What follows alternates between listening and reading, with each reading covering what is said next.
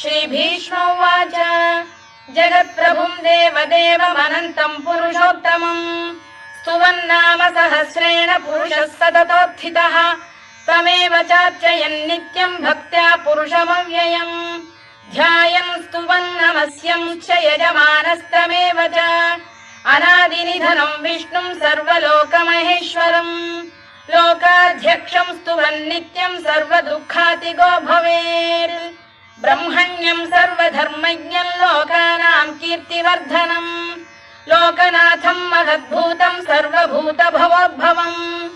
एष मे सर्वधर्माणां धर्मोऽधिकतमो मतः यद्भक्त्या पुण्डरीकाक्षं स्तवैरच्चेन्नरः सदा परमं यो महत्तेजः परमं यो महत्तपः परमं यो महद्ब्रह्म परमं यः परायणम्